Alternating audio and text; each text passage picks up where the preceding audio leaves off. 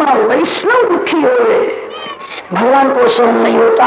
वसुदेव जी महान वैष्णव है, भगवत भक्त है, कंस वसुदेव जी को त्रास देवे तो भगवान जल्दी प्रकट हो जाए, ऐसा विचार करके देव आकाशवाणी के द्वारा बोलते हैं। देवों ने कंस को कहा है, मूर्ख, तेरे को अक्ल नहीं है, जिस देवकी को पहुंचाने के लिए तू जाता है, देवकी का 8वां गर्भ तेरा काल है। कंस राजा ने आकाशवाणी सुनी। कंस ने विचार किया, देवकी को मैं मार डालूं तो गर्भ रहेगा नहीं, मित्र शत्रु हो जाता है। समय जब बदलता है तब मित्र शत्रु हो जाता। कंस प्रेम से पहुंचाने के लिए जाता था, आकाशवाणी सुनी कि देवकी का 8वां गर्भ तेरा काल है, शत्रु हो गया, देवकी जी को मारने के लिए तैयार हुआ। वसुदेव जी समझाते हैं, क्या करते हो, जिसका जन्म हुआ है उसको मरना पड़ता है, मरण का निवारण अशक्य है, मरण को सुधारने का प्रयत्न करो। जिसका मरण मंगलमय हुआ वो किसी मां के पेट में नहीं जाता है। मरण बिगड़ता है वेर करने से, और मरण बिगड़ता है वासना से। वेर और वासना का जो विनाश करता है, किसी भी जीव के साथ वेर हुआ हो, 1-2 बार उसके घर में जाकर के हाथ जोड़ो, वेर का विनाश करो। वेर से मरण बिगड़ता है, वासना से मरण बिगड़ता है। मन को बार बार समझाओ, संसार में ऐसा कोई सुख नहीं है जो सुख अनेक बार भोगा न हो। सुख भोगने से आज तक शांति कहां मिली है? अब सुख भोगने से क्या शांति मिलेगी? अब कोई सुख भोगना नहीं है, अब सतत भक्ति करना है। भोग में क्षणिक सुख है, त्याग में अनंत सुख है। विवेक से मन को समझाओ, वासना का विनाश करो, वेर का विनाश करो, मरण मंगलमय होगा। जिसका मरण मंगलमय होता है उसका फिर से जन्म नहीं होता। मरण का निवारण अशक्य है, मरण को सुधारने का प्रयत्न करो। वसुदेव जी ने तो बहुत सुंदर उपदेश दिया है, कंस मानता नहीं है।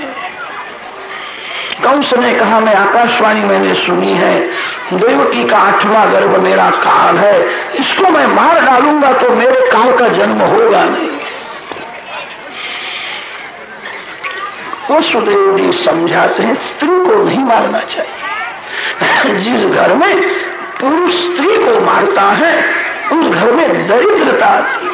स्त्री लक्ष्मी जी का अंश है। स्त्री अपराध करे तो भी स्त्री को नहीं मारना चाहिए। स्त्री के साथ बोलना छोड़ दो, एक अक्षर बोलना ही नहीं, सुधरेगी। मारना नहीं चाहिए। यत्र नार्यस्तु पूज्यन्ते रमन्ते तत्र देवताः। तेरी छोटी बहन है, इसको तो मारता है कि योग्य नहीं, तेरी अपकीर्ति होगी। जिसकी जगत में अपकीर्ति है वो जीते जी मरा हुआ ही है। जिसकी अपकीर्ति छाई भई वह यमलोक गयो न गयो। तुलसी जब मन शुद्ध भयो तब तीर्थ तीर गयो न गयो। सबसे बड़ा तीर्थ कौन है? अपने मन को सर्वकाल पवित्र रखना ही महान तीर्थ है। जो अपने मन को सर्वकाल पवित्र रखता है वो महान तीर्थ में है। वसुदेव जी उपदेश करते हैं, कंस मानता ही नहीं। वसुदेव जी ने कंस राजा को समझाया है, देवकी को तू मारेगा तेरी अपकीर्ति होगी। देवकी के यहां जितने बालक होने वाले सभी मैं तेरे को दे दूंगा। कंस को यह विचार अच्छा लगा, मेरी छोटी बहन है, उसको मारने से मेरी अपकीर्ति होगी, देवकी के बालकों को मैं मारूंगा। कंस ने कहा, मेरे को वचन दो। वचन दिया है, विश्वासघात न करो। ना, विश्वासघात नहीं करो। कंस के त्रास से देवकी जी को छुड़ा करके कंस अपने घर में गया। वसुदेव देवकी घर में आए, देवकी को छुड़ाया है, बालक हुआ है। वसुदेव जी को याद आता है, मैंने कंस राजा को वचन दिया, देवकी का बालक मैं तेरे को। अंदर जाते बालक बहुत सुंदर था। देवकी जी रोने लगी, मेरा भाई उसको मार डालेगा। वसुदेव जी ने कहा मेरे को पाप करना नहीं, मैंने उसको वचन दिया है, विश्वासघात महापाप है।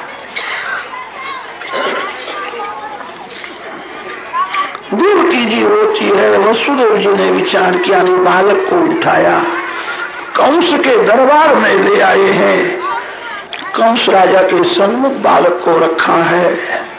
2-3 दिवस का बालक था, उसको देख करके कंस का हृदय पिघलता। धन्य है वसुदेव को, मैं जानता नहीं था उनके यहाँ पुत्र हुआ है। मेरे को जो वचन दिया वो सत्य करने के लिए बालक को यहां ले आए। कंस की बुद्धि सुधरती है। वसुदेव जी का सत्संग हुआ है। वसुदेव जी को पाप का कितना भय लगता है। मेरे को भी पाप करना नहीं है। आकाशवाणी ने कहा है, देवकी जी का 8वां गर्भ मेरा काल है, ये तो प्रथम पुत्र हुआ है, इसको मारने से मेरे को क्या मिलेगा। कंस की बुद्धि सुधरती है। कंस ने वसुदेव जी को कहा है, ये बालक आपके घर में ले जाओ, 7 बालक घर में रखना, 8वां जो होगा वही मेरा काल है, उसको मैं मारूंगा। 7 बालकों को घर में रखो। वसुदेव जी को आनंद हुआ है। बालक को लेकर के वसुदेव जी घर में गए। भगवान को कोई भी लीला करनी हो तो नारद जी महाराज को सब खबर पड़ जाती है, भगवान की क्या इच्छा है। नारद जी ने विचार किया, कंस की बुद्धि सुधरे तो कंस जल्दी मरेगा नहीं। ऐसा दिखता है नारद जी महाराज जहां जाते वहां कलह जगाते हैं। नारद जी के कलह में समाज का कल्याण होता है। अनेक जीवों का कल्याण करने के लिए नारद जी कलह जगाते हैं। नारायण नारायण कीर्तन करते हुए कंस राजा के घर में गए।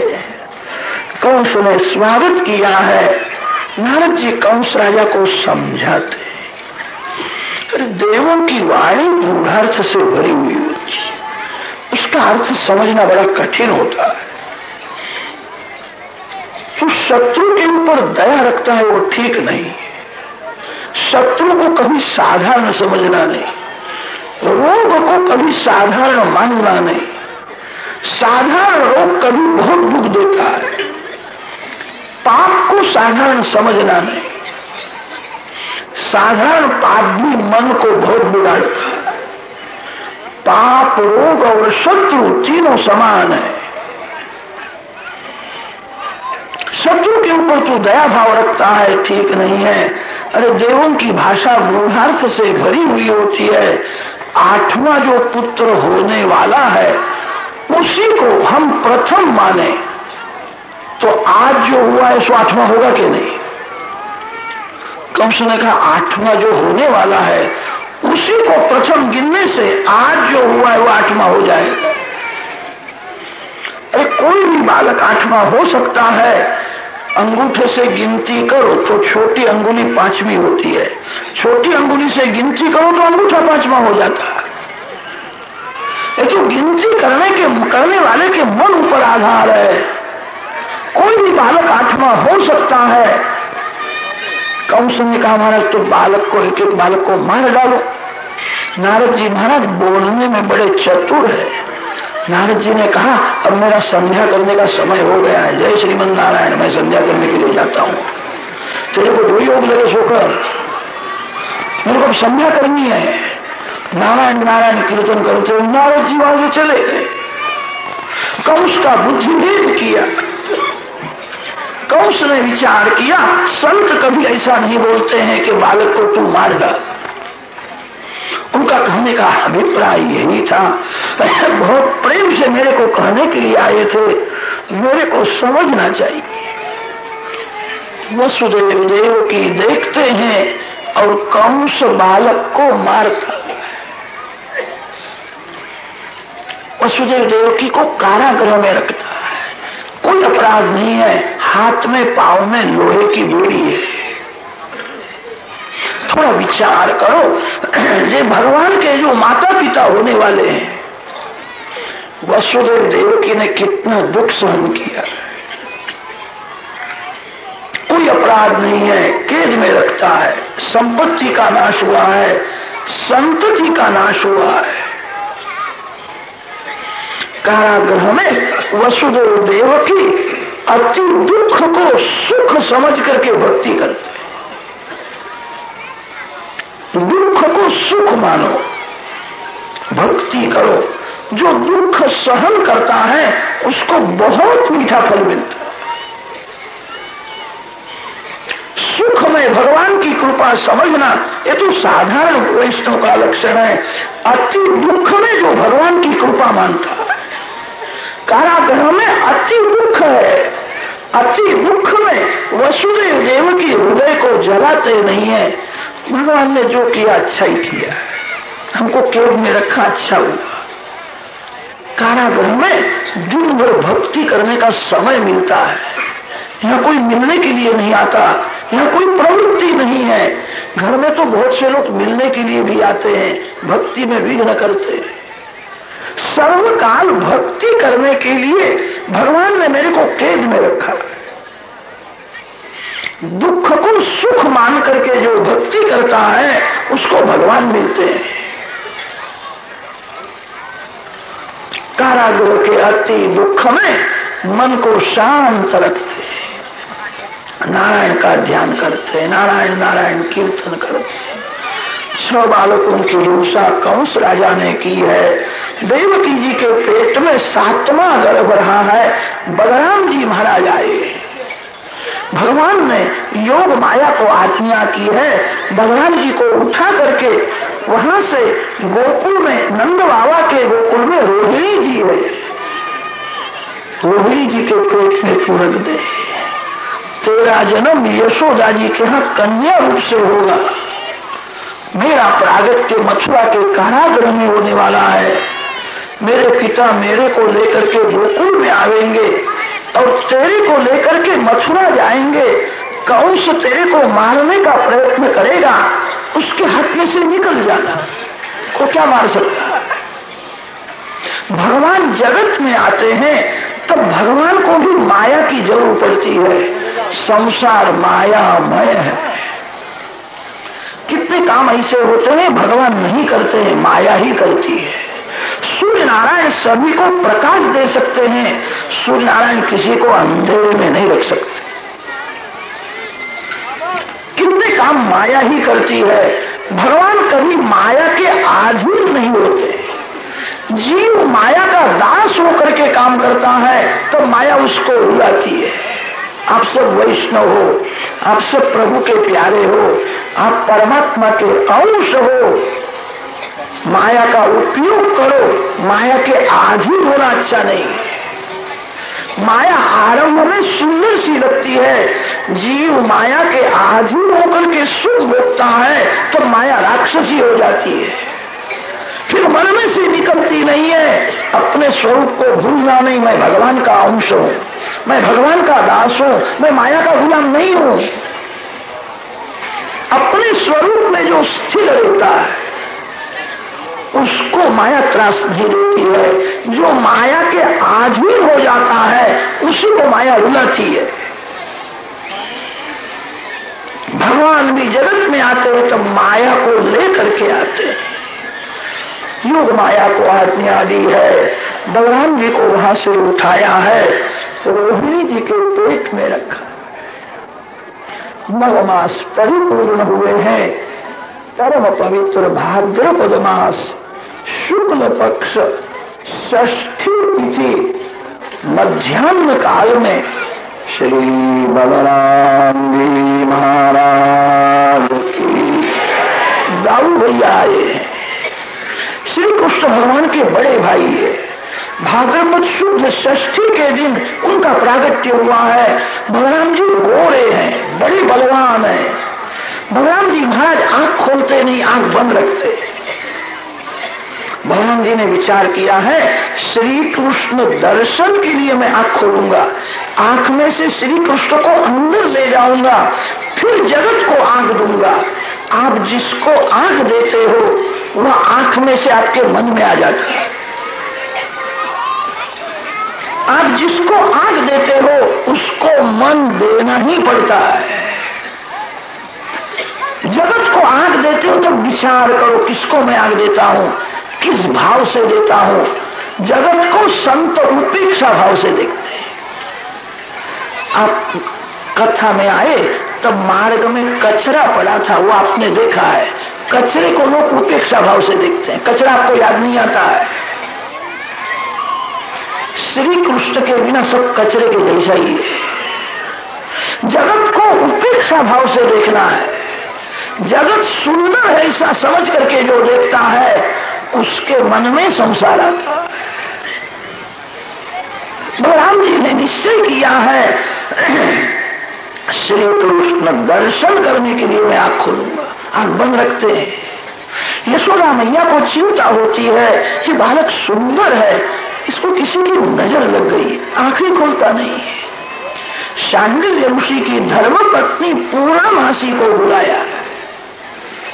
पूर्णमासी को कहा, इस बालक की नजर उतारो, आंख खोलता नहीं है। पूर्णमासी आई है, बलराम जी के हाथ की पांव की रेखाएं देखती है।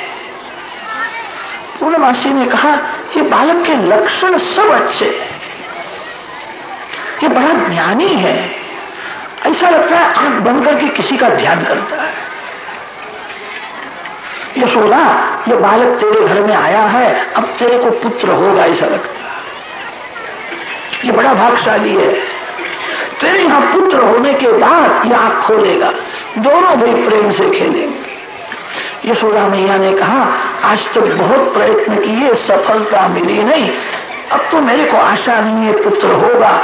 मैंने तो ऐसा मान लिया है, गोकुल गांव में जितने बालक है सभी मेरे ही बालक है, मैं सबकी मां हूं, सभी मेरे ही बालक है।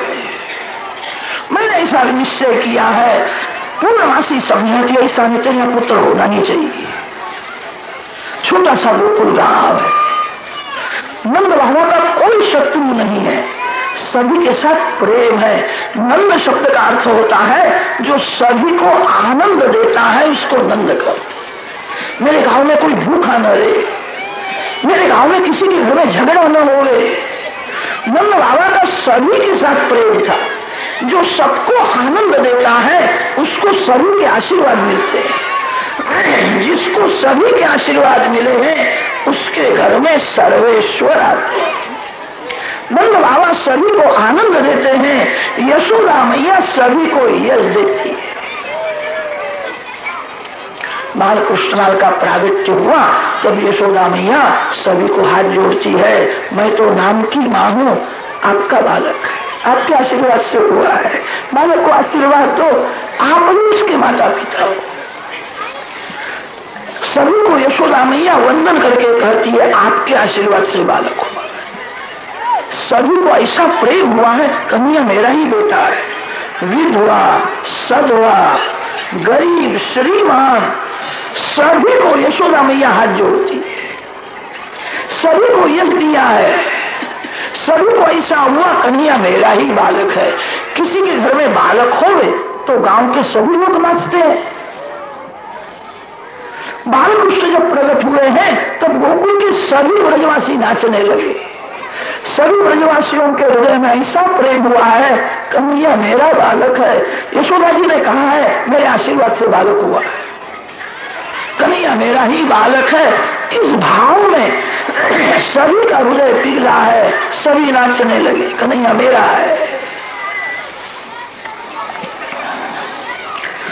गोकुल के सभी ब्रजवासी नंद बाबा को, यशोदा मैया को आशीर्वाद देते थे।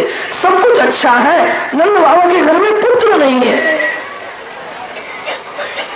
नंद बाबा के घर में पुत्र हुए, इसीलिए सभी ब्रजवासियों ने निर्जल एकादशी का व्रत किया। एकादशी का व्रत निर्जल करते हैं, रात्रि में जागते हैं, नारायण नारायण नारायण कीर्तन करते हुए नारायण की प्रार्थना करते हैं। नंद बाबा के घर में पुत्र हो। 23 एकादशी निर्जल करने के बाद श्री कृष्ण प्रकट हुए। भाद्रपद शुद्ध षष्ठी के दिन बलराम जी का प्रागट्य हुआ है। भाद्रपद शुद्ध एकादशी से सभी ब्रजवासी निर्जल एकादशी व्रत करते हैं, रात्रि में जागते हैं, नारायण नारायण कीर्तन करते हैं। जिस घर में सभी जीव एकादशी का व्रत करते हैं, जिस घर में गरीब की पूजा होती है, जिस घर में गायों की सेवा होती है, वहां गोपाल कृष्ण आते हैं। ये ब्रजवासी गोकुल के लोग पढ़े लिखे नहीं है, उनके पास संपत्ति नहीं है, गरीब है, सभी एकादशी का व्रत करते हैं। अंदर में कोई साधु आवे, ब्राह्मण आवे, गरीब आवे, बहुत प्रेम से भोजन कराते। सभी नारायण की प्रार्थना करते थे। 23 एकादशी होने के बाद श्री कृष्ण का प्रागट्य। आप सभी लोग एकादशी का व्रत करो। आपके आंगन में कोई साधु आवे, गरीब आवे, उसको भगवान का स्वरूप समझ करके प्रेम से पूजा करो। जिस घर में गरीब की पूजा होती है, जिस घर में गायों की सेवा होती है, वहां गोपाल कृष्ण आते हैं। ब्रजवासियों को अलौकिक आनंद दिया है, प्रकट हुए हैं मथुरा में, गोकुल के ब्रजवासियों को आनंद देते हैं। यशोदा जी के पेट में गर्भ रहा है, उस समय देवकी जी भी सगर्भा हुई है। भगवान देवकी माँ के पेट में से बाहर नहीं आए हैं। देवकी जी के हृदय में विराजमान अंतर्यामी नारायण बाहर प्रकट हुए। भगवान माँ के पेट में से बाहर नहीं आए। आविवेश अंश भागेन मन आनक दुंदुभे। देवकी जी सतत नारायण का ध्यान करते हैं, हृदय में नारायण का स्वरूप प्रकट हुआ है। आज तक देवकी जी को कंस राजा का भय लगता था, अब कंस का भय नहीं लगता, शांति से आनंद में विराज। मुख में तेज बहुत बढ़ गया है। कंस ने देखा मेरा काल इसके पेट में आया, इसलिए इसके मुख में तेज बहुत दिखता है। सेवकों को समझाता है मेरा काल अब आने वाला है, सावध रहना। सेवकों ने कहा हम रात्रि में खड़े रहते हैं, बैठने से कभी नींद भी आ जाती है, हम खड़े ही रहते हैं। बालक का जहां जन्म होवे आपको हम खबर देंगे, चिंता करना नहीं। माता देवकी जी के हृदय में विराजमान श्री कृष्ण परमात्मा की देव गंधर्व स्तुति करते हैं।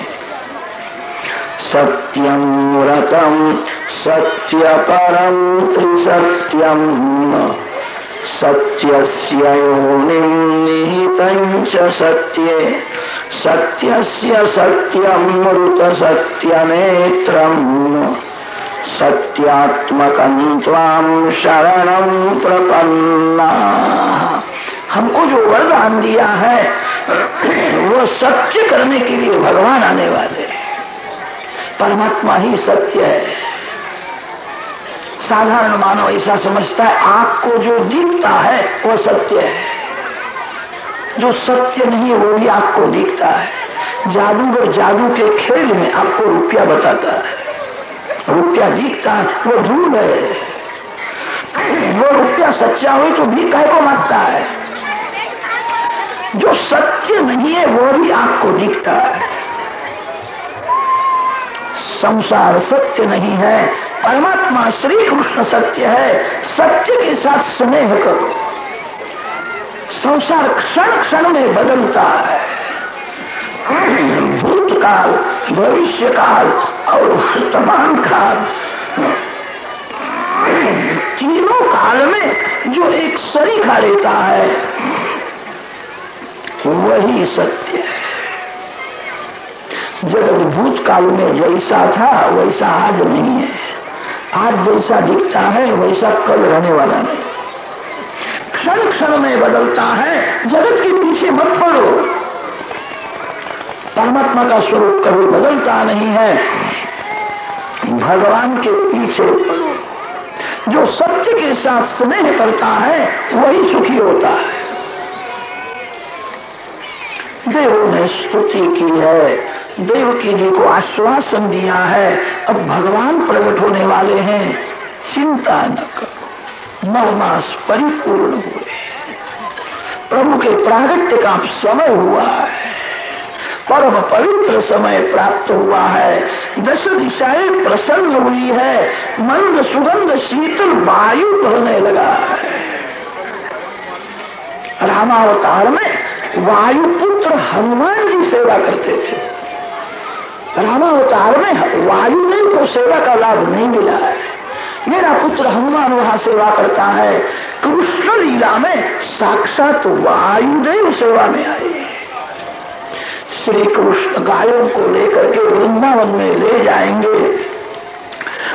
भगवान को गर्मी का परिश्रम में नहीं होने दूंगा।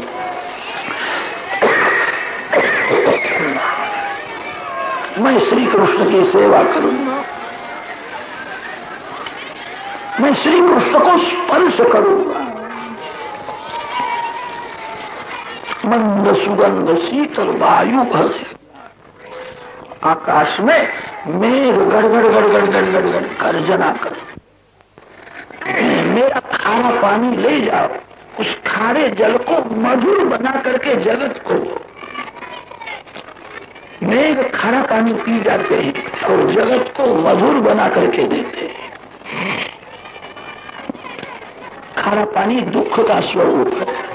दुख सहन करके जो दूसरे को सुख देता है।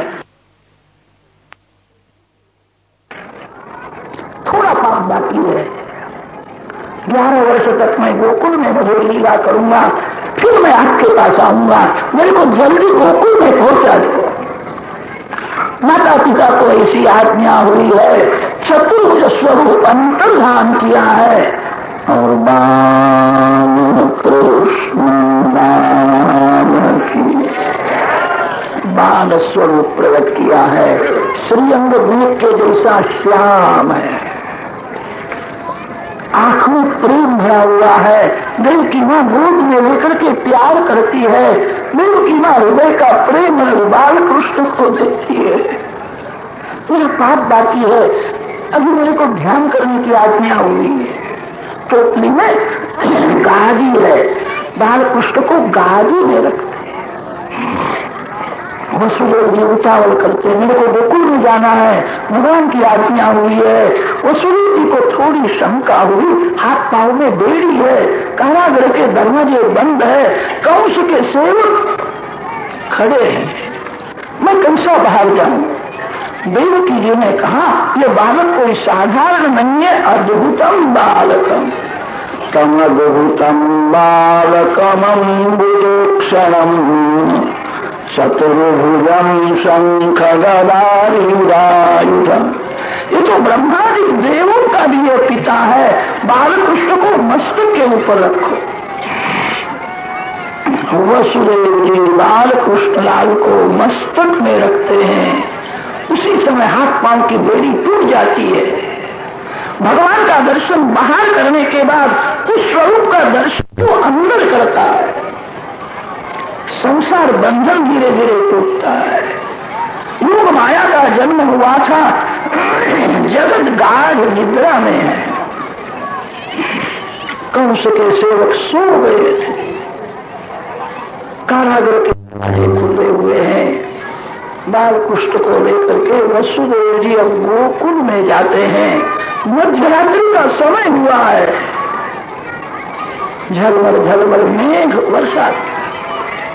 बलराम जी समझ गए हैं श्री कृष्ण प्रकट हुए हैं, शेष स्वरूप धारण किया है और दौड़ते हुए बलराम जी आए हैं।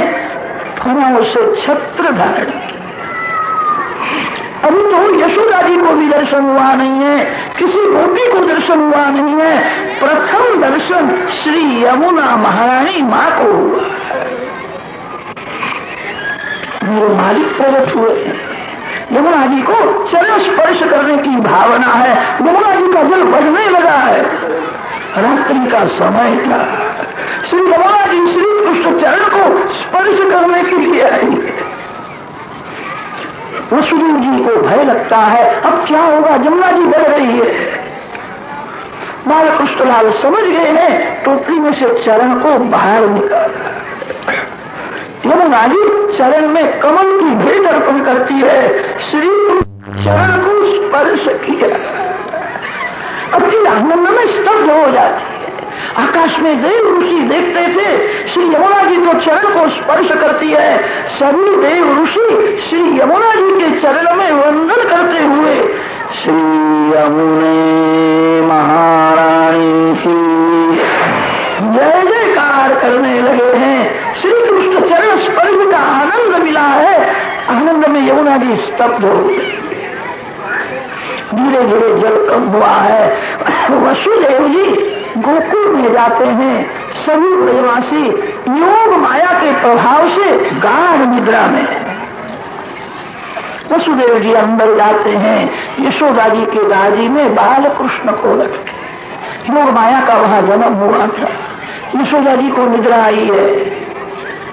माया को उठा करके टोपली में रखते, बार बार श्री कृष्ण को निहारते। मेरा पाप है, भगवान दूसरे को मैं देता हूं और माया को लेकर के घर में जाता हूं। भगवान की आज्ञा का पालन करने में ही जीव का कल्याण है।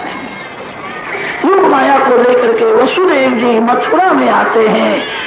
जहां कारागृह में प्रवेश किया है, हाथ पांव में बेड़ी आ गई है। जो जीव परमात्मा के साथ संबंध करता है, जिसका ब्रह्म संबंध होता है, उसका बंधन टूटता है। जो ब्रह्म संबंध को टिकाता नहीं है, ब्रह्म संबंध करने के बाद भी जो माया के साथ संबंध करता है, हाथ पांव में बेड़ी आ जाती है, दरवाजा बंद हुआ है। योग माया रोने लगी है। कंस को खबर पड़ी मेरे काल का जन्म हुआ है। दौड़ता हुआ कंस आया। वो देखता भी नहीं है पुत्र है कि कन्या है। यही मेरा काल है, यही मेरा काल है। योग माया के चरण पकड़ता है, यही मेरा काल है, उसको मैं मार डालूंगा। पत्थर के ऊपर पटकने के लिए जाता है। योग माया उसके हाथ में से निकल गई है। कंस के मस्तक ऊपर जोर से लात मारी है। मूर्ख, तेरी को अक्ल नहीं है, बालकों को मारता है। तेरे काल का जन्म तो कब से हो गया। कंस घबराया है। आकाशवाणी ने मेरे को कहा था देवकी का 8वां गर्भ मेरा काल है, ये तो कोई बड़ी देवी है। मेरे को कहा मेरे काल का जन्म हो गया है। ये जमाना बदल गया। अब आकाशवाणी भी झूठ बोलने लगी है। मैंने आकाशवाणी में विश्वास रखा। वसुदेव जी के अनेक बालकों की मैंने हिंसा की। मैं बड़ा पापी हूं। आकाशवाणी झूठ बोलती है। मेरे काल का जन्म हो गया ऐसा कहा, कहां हुआ कुछ खबर नहीं पड़ती। वसुदेव देवकी को वंदन करता है और वंदन करके क्षमा मांगी है। मैंने अपने ही बालक मारे, आपके बालक नहीं मारे, मेरी भूल हो गई। आकाशवाणी में मैंने विश्वास रखा, इसलिए ऐसा हुआ है। क्षमा करो, आत्मस्वरूप का विचार करो। आत्मा कभी मरता नहीं है, जन्म नहीं होता है। शरीर कायम टिकता नहीं है। कंस राक्षस है और आत्मज्ञान की, ब्रह्म ज्ञान की बातें करता है। वसुदेव देवकी को कारागृह में से छुड़ाया। कंस घर में गया। नंद महोत्सव की अब कथा, अति मधुर यह कथा, प्रेम से सुन।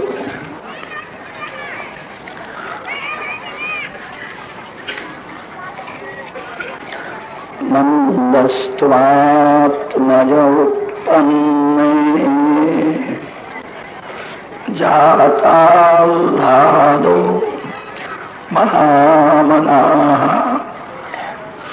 आहूय विप्रान् दैवज्ञाः स्नातः शुचिरलंकृतः।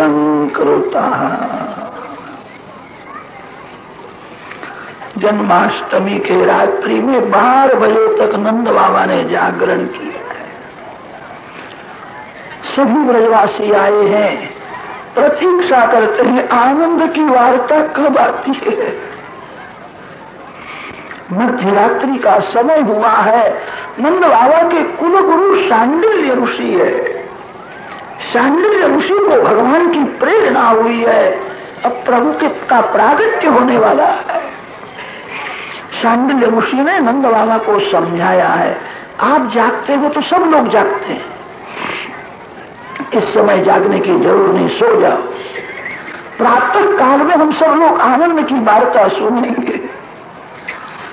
पुरोहित जी की ऐसी आज्ञा हुई। नंद बाबा गादी में जहां आंख बंद करते हैं योग माया का आवरण हो गया, गाढ़ निद्रा लगी है। वसुदेव जी बाल कृष्णलाल को लेकर के गोकुल में आए। बाल कृष्ण जब नंद बाबा के घर में आए उस समय नंद बाबा को एक सुंदर स्वप्न दिखा। नंद बाबा ने स्वप्न में देखा है बड़े बड़े संत महात्मा मेरे घर में आए, मैं सभी को वंदन करता हूँ, सभी मेरे को आशीर्वाद देते हैं, उठो उठो अब भाग्य में उदय होने वाला है, भगवान आते हैं। नंद जी ने स्वप्न में देखा है मैं गायों की पूजा करता हूँ, मैं गायों का दान करता हूँ। नंद बाबा को स्वप्न में दर्शन हुआ है, यशोदा जी के गोद में अति सुंदर एक बालक खेलता है। बाल कृष्ण का दर्शन हुआ है। नंद बाबा जागते, कैसा सुंदर बालक था, उसका रंग कैसा था, उसके बाल कैसे थे, उसकी आंख बहुत सुंदर थी। रात्रि में 12 बजे तक मैं पुत्र का विचार करता था, इसीलिए स्वप्न में मेरे को बालक का दर्शन हुआ है। ऐसा बालक तो होने वाला नहीं, मैंने ऐसा कहा पुण्य किया है। मेरी नारायण से सुंदर कौन हो सकता है। नंद बाबा के घर में नारायण की सेवा थी।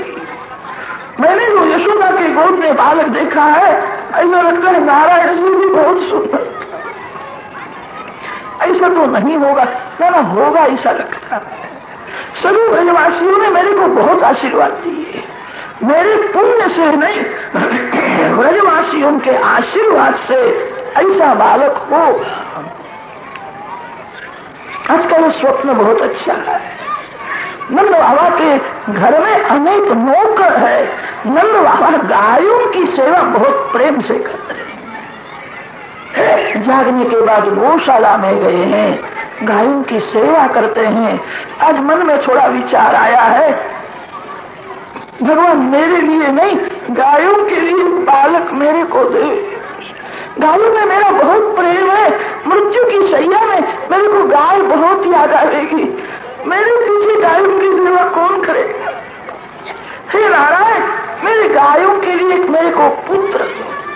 आज नंद बाबा को गायों की चिंता हुई है।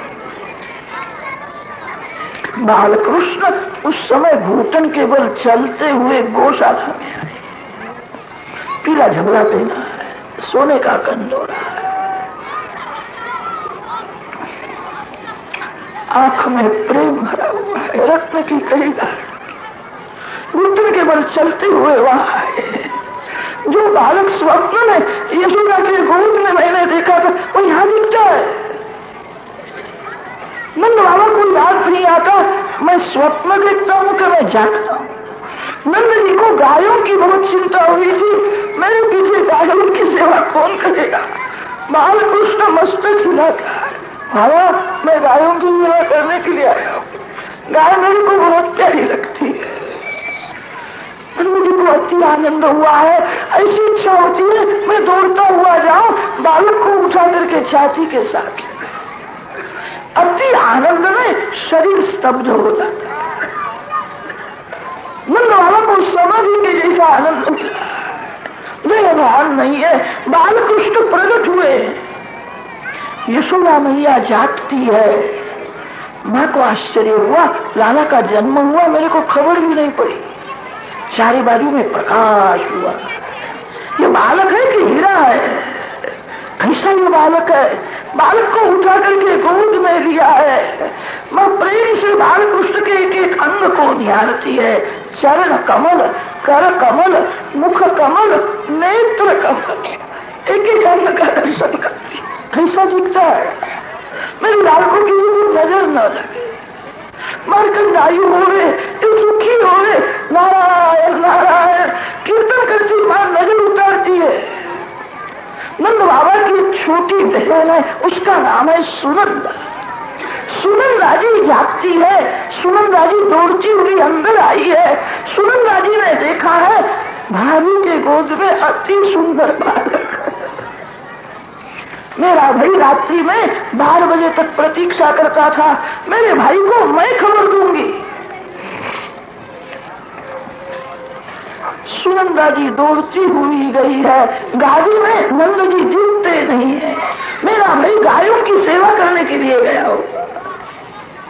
सुनंदा जी दौड़ती हुई गौशाला में गई है। नंद बाबा बालकृष्ण के दर्शन में तन्मय हुए थे। उसी समय सुनंदा जी दौड़ती हुई आई है। अरे भैया भैया, लाला भैया, बालक का जन्म हुआ। आंख से दर्शन करते हैं, कान से सुनते हैं। अब तो श्री कृष्ण हृदय में प्रवेश करते हैं। आनंद जब बहुत बढ़ जाता है तो वही आनंद आंख में से बाहर आता है। श्री कृष्ण परमानंद का स्वरूप है। आंख में आंसू आए। पूछते हैं बालक कैसा है? सुनंदा जी ने कहा है ऐसा हुआ नहीं, होने वाला। तेरे भाग्य का उदय हुआ है। भैया जल्दी स्नान करो, मैं तेरे गोद में बालकृष्ण को दूं। नंद जी को व्रजवासी यमुना जी के किनारे ले गए। यमुना जी ने स्नान किया है। व्रजवासी नंद बाबा को श्रृंगार थे, आसन में बैठाया है। शांडिल्यादिक ऋषि आए हैं, गणपति महाराज की पूजा कराते हैं। पुण्य हवाचन हुआ है। नांदी श्राद्ध में पितरों की पूजा की है। शांडिल्य ऋषि ने कहा बाबा हमारा धर्मशास्त्र का ऐसा नियम है, नालक छेदन होने के बाद वृद्धि का सूतक लगता है। वृद्धि का सूतक लग जावे फिर तो आपके घर का कोई पानी भी नहीं लेगा। अभी वृद्धि का सूतक लगा नहीं है, दान देना चाहिए। नंद जी सभी ब्राह्मणों को वंदन करते हैं। मैं दान देने वाला कौन हूं? आप सभी के आशीर्वाद से बालक हुआ है। मेरा बालक मार्कंडायु हो, सुखी हो। मैं क्या दान दूं? नंद जी ने घर लुटा दिया है। घर में जाओ, जिसको जिस वस्तु की जरूरत ले जाओ।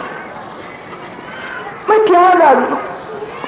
सुनंदा जी दौड़ती हुई आई है। सुनंदा जी ने कहा ऐसा नहीं, ये सब आशा से आए हैं, मेरे बालक को आशीर्वाद देने के लिए आए हैं। इनके आशीर्वाद से बालक सुखी होने वाला है। अन्नदान, वस्त्रदान, सुवर्ण दान, गायों का दान दिया। बड़े बड़े ऋषि नंद बाबा के घर में गाय बन करके आए थे। हजारों वर्ष तपश्चर्या की। बुद्धि में से काम निकलता नहीं है, काम बुद्धि में सोया हुआ रहता है। कभी कभी ऋषियों को भी काम त्रास देता है, क्या करे? ये काम श्री कृष्ण को अर्पण करे। भगवान को अर्पण किया हुआ काम निष्काम हो जाता है। अभिमान छोड़ करके गाय बन करके आए हैं। श्री कृष्ण हमको वृंदावन में ले जाएंगे, पीठ पर हाथ रखेंगे, प्यार करेंगे। ऋषि गाय बन करके आए। ऋषि रूपा गायों को ज्ञान हुआ है, गोपाल आया है।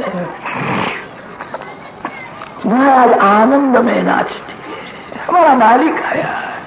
नंद बाबा ने गायों का दान किया। बहुत से ब्राह्मणों को 108 गाय देते हैं, कितने को 200 गाय देते हैं, 500, 1000 गाय देते हैं। एक ब्राह्मण दौड़ता हुआ आया, उसने कहा बाबा बाबा ये जो बालक हुआ है मेरे आशीर्वाद से हुआ है, मेरे इष्टदेव नारायण है, नारायण की आज्ञा है एक अक्षर बोलना नहीं, इसलिए मैं बोलता नहीं। बाबा आपके लिए मैंने 3 साल उपवास किए, दूसरे ब्राह्मणों से मेरा सम्मान विशेष होना चाहिए। नंद बाबा का हृदय भर गया है, ब्राह्मण ने 3 वर्ष उपवास किए, मैं ब्राह्मण को दान में क्या दूं? नंद जी ने 5000 गाय ब्राह्मण को दान दे दी। ब्राह्मण को अति आनंद हुआ है, गायों को लेकर के घर में आता है। उसका घर बहुत बड़ा नहीं था, कोठार में गायों को ले गया, अटारी में गायों को ले गया, रसोई घर में गायों को बांधता है।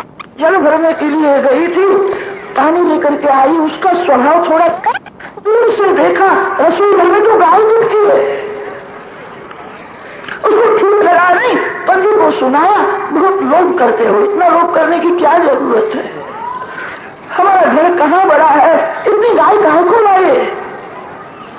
ब्राह्मण ने कहा आज आनंद का दिवस है, मेरे आशीर्वाद से बालक हुआ है, नंद बाबा ने 5000 गाय मेरे को दी है, मैं जानता हूँ घर में जगह तो नहीं है, मैंने ऐसा विचार किया है 1000 गाय साड़ू भई के यहाँ भेजनी है, 2000 दूंगा, मेरी पियर में जाने वाली तो ठीक है, और भी ले आओ, मैं समय लूंगी, मेरी पियर में जाने वाली है, आपको इतनी गाय काहे को मिली, कैसे? मेरे आशीर्वाद से बालक। ब्राह्मणी ने जब सुना यशोदा के यहाँ बालक हुआ है, ब्राह्मणी को अति आनंद हुआ। ब्राह्मणी के घर में 7 कन्याएं थी, एक भी पुत्र नहीं था। ब्राह्मणी यशोदा जी के घर में बैठने के लिए जाती है, हृदय से आशीर्वाद देती थी, यशोदा नारायण की मैं रोज प्रार्थना करती हूँ, मेरे को पुत्र देना नहीं, एक पुत्र यशोदा को देना, यशोदा के यहाँ जो पुत्र होगा उसको मैं अपना बालक मानूंगी। ब्राह्मणी को आनंद हुआ है, अब मैं वहां जाऊंगी तो यशोदा जी मेरा सम्मान करेगी, मेरे को तो ऐसा ही लगता है मेरे गोद में बालक को देगी, आपका बालक है। ब्राह्मणी ने तो ऐसा माना 7 कन्याओं के बाद मेरे को भी बालक हुआ है, कन्हैया मेरा बालक है। इस आनंद में हृदय टूट रहा है। सुखदेव जी महाराज कथा करते नहीं है, दर्शन करते हुए बोलते हैं, कन्हैया मेरा बालक। गोपियों ने सुंदर श्रृंगार किया है, श्री कृष्ण दर्शन की तीव्र इच्छा है, बालकृष्ण को भेंट देनी है, वस्त्र आभूषण लेकर के गोपी दौड़ती हुई जाती है। ऐसा लगता है नवविधा भक्ति भगवान को मिलने के लिए दौड़ती है। आज गोपी दौड़ती हुई जाती है, आंख बोलने लगी है, आंख कहती है मैं भाग्यशाली हूँ, कृष्ण दर्शन का आनंद मेरे को मिलने वाला। कान बोलने लगे, श्री कृष्ण के प्रागट्य की वार्ता मैंने सुनाई है, मैं भाग्यशाली हूँ, अब मेरा कन्हैया बांसुरी बजावेगा, मेरे को सुनना है, अब संसार व्यवहार की बातें सुननी नहीं है, कन्हैया की मैं बांसुरी सुनूंगा। कान कहता है मैं भाग्यशाली हूँ, इतने में हाथ बोलने लगे, भाग्यशाली तो मैं हूँ, बालकृष्ण को उठा करके मैं गोद में लूँ, बालकृष्ण के मुख में मैं माखन मिश्री दूंगा, श्री कृष्ण सेवा में मैं जाता हूँ। हाथ कहते हैं मैं भाग्यशाली हूँ, इतने में पांव बोलने लगे, भाग्यशाली तो मैं हूँ, आप सभी को उठा करके मैं ले जाता हूँ। मेरे अनेक जन्म मेरे को याद आते हैं, पूर्व जन्म में पैसे के लिए मैं बहुत भटकता था, मेरे को याद आता है कामान होकर के अनेक स्त्रियों के पीछे पीछे मैं चलता था। आज मैं पैसे के लिए नहीं, आज मैं परमात्मा को मिलने के लिए जाता हूँ।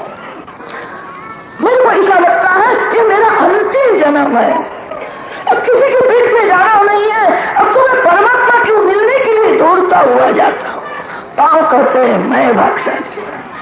इतने में हृदय बोलने लगा है, हृदय कहता है भागशाली मैं हूँ, बाल पुष्प को उठा करके मैं छाती के साथ लगाऊंगा, बाल पुष्प को मैं आलिंगन लूंगा, श्री कृष्ण के साथ मैं एक होने वाला हूँ। को मिलने की इच्छा नहीं है, अब किसी पुरुष को मिलने की भावना नहीं है, संसार में सार नहीं है, अब तो परमात्मा को मिलना है, भगवान के साथ एक होना है।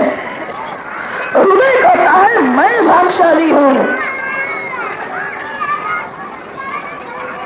गोपी दौड़ती हुई जाती है, बहुत भीड़ हुई है, मन महारा का हृदय भर जाता है, इनका प्रेम कैसा है, मेरे बालक को आशीर्वाद देने के लिए आई है। नंद बाबा सभी में हाथ जोड़ते, गोपी बाल कृष्ण को वस्त्र आभूषण देती है, बाल कृष्ण के मस्तक ऊपर हाथ रखती है, बेटा हमारा कंटायु हो जा, बाल कृष्ण को आशीर्वाद देती है। गोकुल में कितनी गोपियां बहुत गरीब थी, सुना है यशोदा के यहाँ बालक हुआ है, आज तो कुछ नहीं जाना चाहिए, बालकृष्ण कुछ दे, बालकृष्ण को कुछ देना चाहिए। घर में देखती उसके घर में कोई सुंदर वस्त्र नहीं, कोई आभूषण नहीं है, बहुत गरीब है,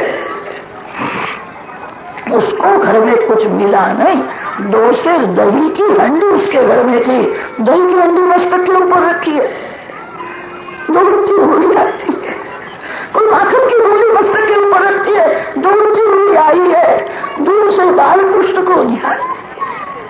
श्री कृष्ण दर्शन में ऐसा आनंद हुआ है, कैसा दिखता है, किसी को उसको नजर ना लगे, मेरी भी नजर न लगे, मेरी आंख खराब है, मेरा कन्हैया आनंद लगे, इसको किसी की नजर न लगे। बालकृष्ण के दर्शन में ऐसा आनंद हुआ, बालकृष्ण को देने के लिए दही लाई थी, उसको कुछ भा नहीं रहा नहीं, जो दही बालकृष्ण को देने के लिए लाई थी वो दही अपने सखी के ऊपर फेंकने लगी। बालकृष्ण गाल में हंसने लगे हैं, कैसे पागल है, वो मेरे को देने के लिए लाई थी, मेरे को देती नहीं है, वो देगा बाहर। नंद बाबा के गोकुल में एक वृद्ध ब्राह्मण पति पत्नी थे, बहुत गरीब थे। नंद बाबा ने उनको आधार दिया था, दिन भर पति पत्नी गोपाल मंत्र का जप करते, अति से भूख लगती है तो दोनों भिक्षा मांगने के लिए जाते हैं, भिक्षा में जो कुछ मिले वो गोपाल जी को भोग लगाते हैं। एक बार ब्राह्मण की अवस्था 105 वर्ष की हुई थी, उसको कभी गोपाल कृष्ण का दर्शन हुआ नहीं, दर्शन की तीव्र भावना है, अब वृद्धावस्था है, अब ये शरीर बहुत दिन नहीं रहेगा, मैंने कभी पैसे के लिए प्रवृत्ति नहीं की है, मैंने संसार का कोई सुख भोगा नहीं है, जीवन भर में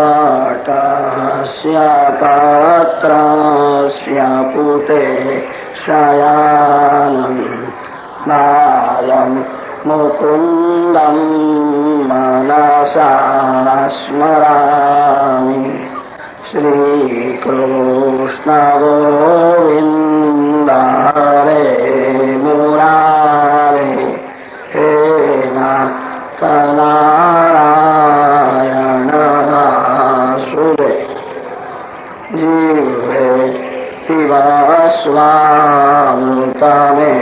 स्वामृतमेतदेव गोविन्द दामोदरमाधव विक्रेतु कामाखिल गोपकन्या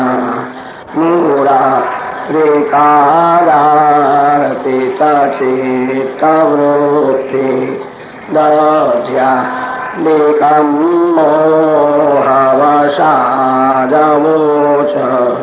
गोविन्द दामोदरमाधव गृहे गृहे गोपवधूकदम्बा सर्वे मिलित्वा सभाप्य पुण्यानि नामानि पठन्ति नित्यम् गोविन्द दामोदरमाधव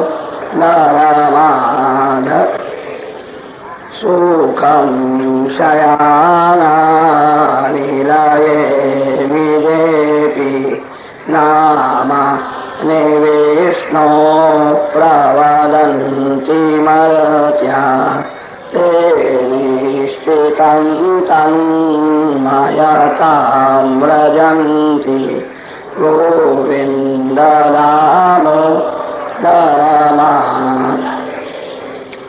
जीवे सदैवं भज सुन्दराणि नामानि कृष्णस्य मनोहराणि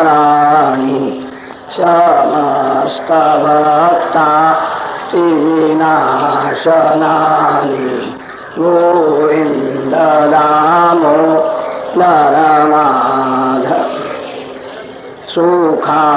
सुखावसाने इदमेव सारम् दुःखावसाने इदमेव ज्ञेयम् देहावसाने इदमेव जाप्यम् गोविन्द दामोदरमाधव श्रीकृष्ण राधा गोकुलेश गोपाल गोवर्धननाथ विष्णु जीवे पिबा